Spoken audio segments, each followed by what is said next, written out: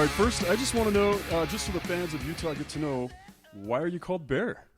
That's a long story, but just like you know, my name in French is pretty tough to pronounce, and I was with the Hockey Canada in 2008, and bear hugged someone and put my hand in his chest, which is a big pound, so they started to call me Bear, and it snowballed from there, and everybody in Hockey Canada started to call me Bear, and now it's the Bear.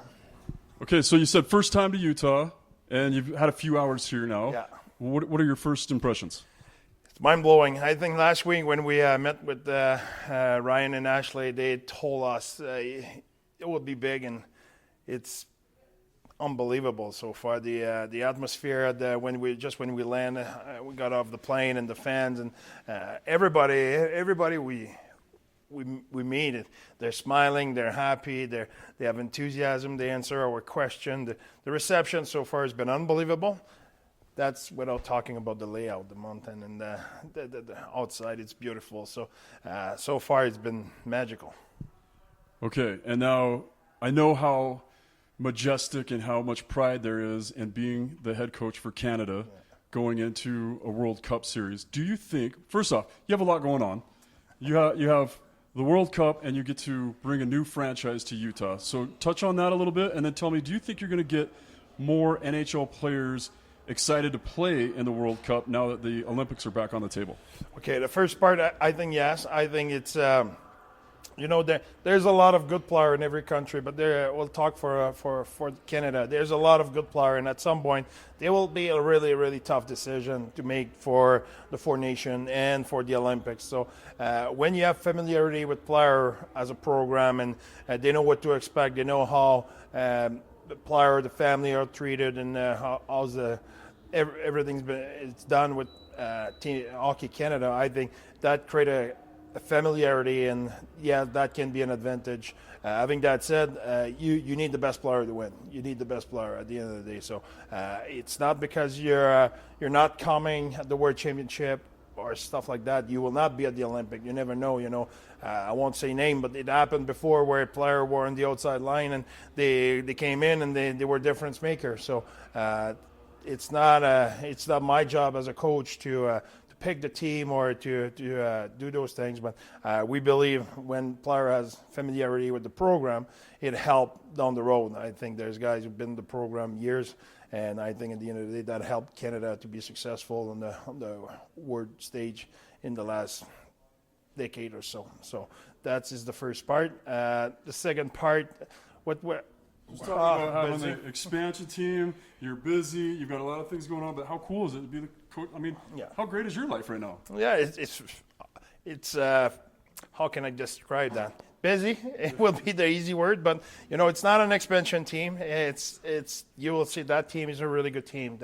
There's a lot of young talent, there's foundation, there's a core of guys who care for each other. So that is the chemistry between guys are built. So, but moving here, the fact we're moving all together, I think it will make it special for us because there's the familiarity between the player and the staff. We know already our teammate and stuff like that. So that will be great. And we're moving in a team. We're not moving just in a city where I think the family of Ryan and Ashley Smith welcome us on a way we could not even imagine. So the Jazz family, Smith Entertainment Group, so far did everything they could to make it easy on us, and so it will be a busy summer. There's no doubt about it. There's things has to be built. There's people has to be moved and all of it. But at the end of the day, the foundation of our team, how we want to play, there's a core group of players here already in place, so we need to build everything around that to make sure we perform at the best we can when the puck will drop in the October something. All right. When Hockey Canada reached out to you for this, you got as Jay said, you got a lot going on here. Yeah. Did you debate? Okay, maybe I take a pass here because I got so much going on. No, I did not. That's as simple as that. Twice will be my second time as a head coach for at the World Championship, and twice they asked me, "Do you want to think about it?" The answer is, "I thought about it. I'm in." it's such a privilege and an honor to be the coach of your national team in your national sports. How could you go either way? And that is one, and I said that in the past. I think everybody wants to be a winner. Everybody wants to win. But opportunity to win in any sports are not as frequent than the people can think. You think when you have a player career, you will play 15 years in the NHL, you will have plenty of chance. I remember talking to Alex Tanguay, who as a rookie scored 2 goals in Game 7 for the Avalanche, and they won the Stanley Cup. First year in the league, he thought, I will have other crack. Never went back in the final. You know, he didn't even make the playoff every year and stuff like that. So it's a tough league. It's tough to win. So on a long career, you don't know how many crack you will have at it. So it's the same thing for me.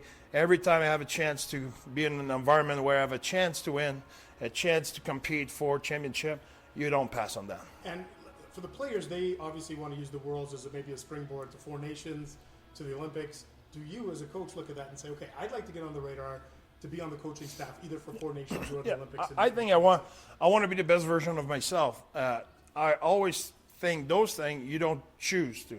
You know, you don't choose to become a CEO of a company. It's the people who put you there. I didn't choose to be the coach in the NHL. There's Bill Armstrong who called me and interview me and decide. He's the guy. He decided. I did not. You know, that's the way I see life. I will not decide what's next for me. If I do a good job, people will see it and they will provide an opportunity. Same thing for a player. Your job is you don't decide if you play in the power play or not, or those kind of things. You play well, you do your best, you work hard, you're a good person, you're a good teammate, good thing happen, and then you get an opportunity. That's the way I see it. And my last question is, last year, obviously last spring, you got the gold medal overseas. What did that experience kind of teach you that you could bring into this tournament here? Well, I think last year was, for me, the proof of commitment is stronger than anything else. I think a lot of things have been said on our team, and at the end of the day, you cannot ever bet against 22 guys who are committed to the same goal and are willing to do whatever it takes to win. And we're extremely proud of that team, extremely proud of our leadership, extremely proud of the way we played in that tournament. And we want to build on that and carry on. Hey, if you like what you heard today on the Utah Puck Report, make sure you review and rate it wherever you get your podcasts. Also, follow us on Instagram and on Facebook. Get involved with everything we're talking about. You can find everything on KSLSports.com, all of our previous episodes. I want to thank KSL Sports for letting us talk about hockey. I want to thank my producer and my boss, Madison Heekhouse, for supplying us with the rooms and taking care of everything hockey-wise. And just help us build hockey. Follow us, like us, and let's make this thing go. And that is the Utah Puck Report.